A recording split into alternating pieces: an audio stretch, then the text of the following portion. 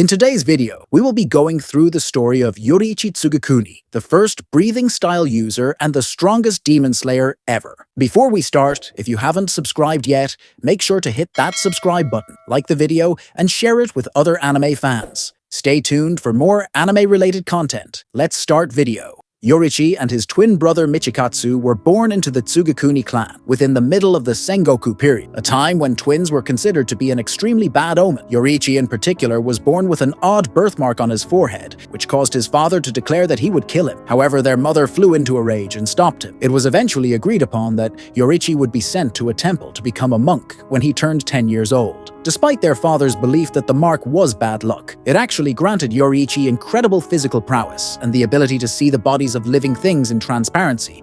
Yoriichi grew up very differently from Michikatsu, being given much poorer food and education than his brother.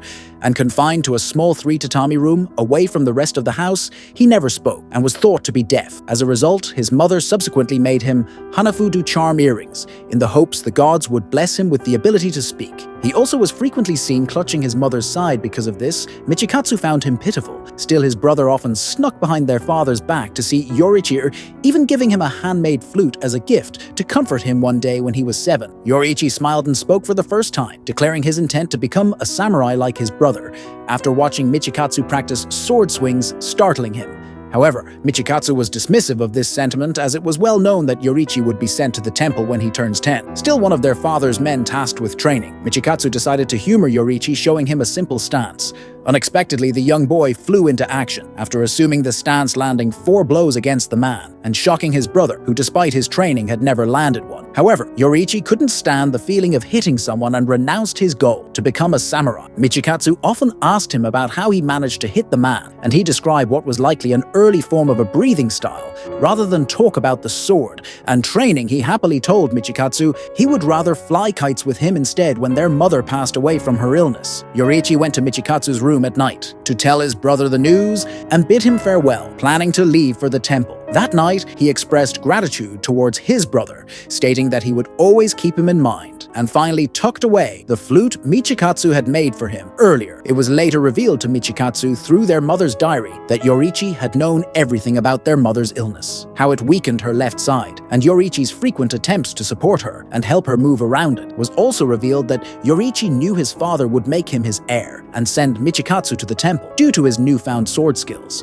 Because of this, Yoriichi ran away from the house before this could happen. Despite this kind act, Michikatsu developed an intense hatred and envy of Yoriichi for continuing to surpass him in everything and continually showing gratitude to gain seemingly nothing. After running straight for one day and one night without any sign of exhaustion into the mountains, Yoriichi met a girl around the same age named Uta, whose entire family had died. Yoriichi chose to live with her, and after 10 years, Uta and Yoriichi had married, the former becoming pregnant later. Just before the expected arrival, Yoriichi left home to summon a midwife, promising his wife to be back before the sunset. On his way, Yoriichi had helped an old man and lost so much time that he decided to return home and summon a midwife the next day. By then, the sun had already set. When he finally arrived home, he found that Uta and the unborn child were killed by a demon. The tragedy shocked Yoriichi so much that he held her corpse in his arms for 10 days straight and only buried them after a pursuing demon slayer then encouraged him to do so.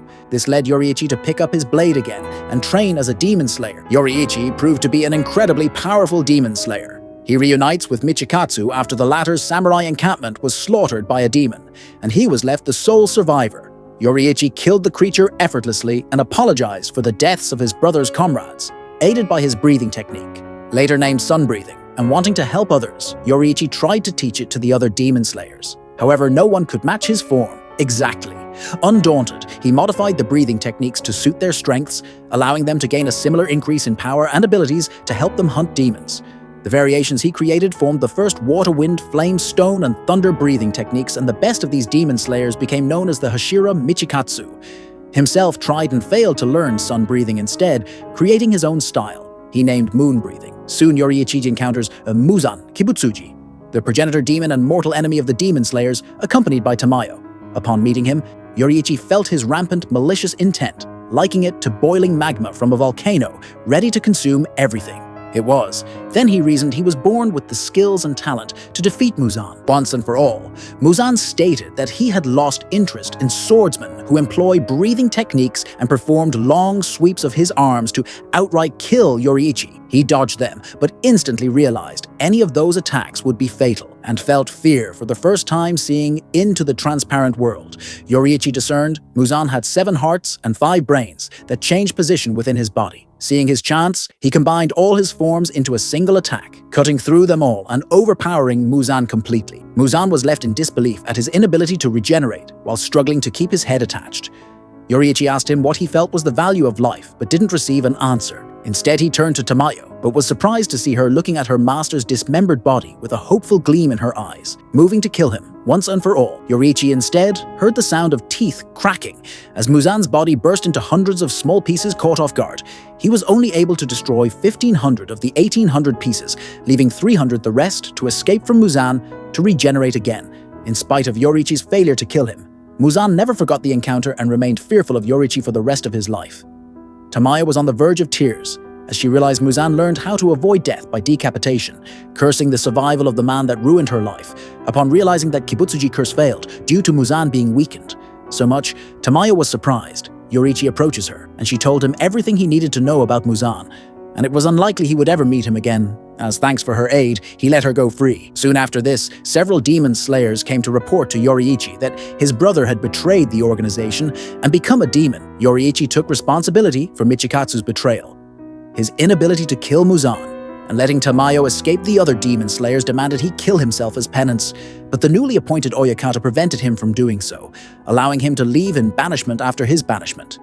Yoriichi decided he had much on his mind and wanted someone to talk to. He could only picture his friends, Sumiyoshi and Suyako, and decided to visit them. He meets Sumiyoshi, sat down with him, and told him his entire story from the beginning, to his banishment from the Demon Slayers, reminded of his tragedies, and speaking of his regret at letting Muzan live and the countless deaths that would follow.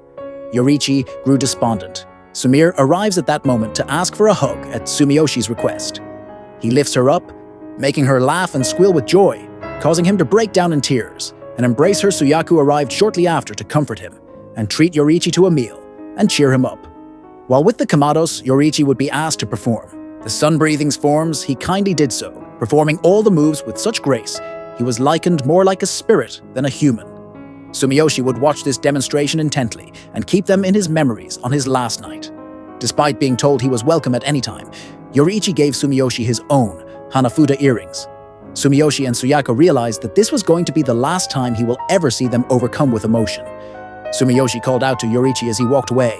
Calling him to stop, he reminded that he saved them, and he voiced his promise to preserve the sun. Breathings forms through his descendants. Hearing this, Yoriichi turns and smiles brightly, thanking the Commodores and waving them farewell. Despite the apparently limited lifespan of 25 years suffered by those who bore the Demon Slayer, Mark Yoriichi lived till his 80s, but eventually went blind.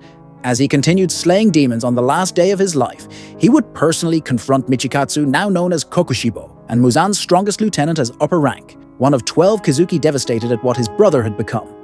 He cried, and Kokushibo could only show disgust that his younger brother was old, but still alive, despite having the mark, in spite of his love for him.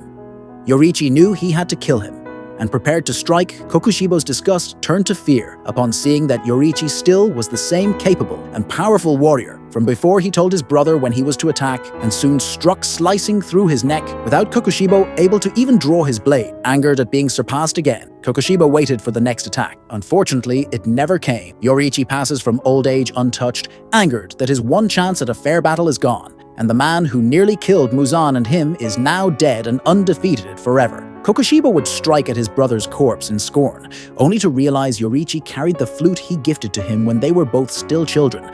Unable to sever his connection with Yoriichi, Kokushibo took the split flute and carried it with him. And that's the story of Yoriichi, the powerful demon slayer who scared Muzan to death. Hit like, drop a comment, and smash that subscribe for more anime content. See you in the next video.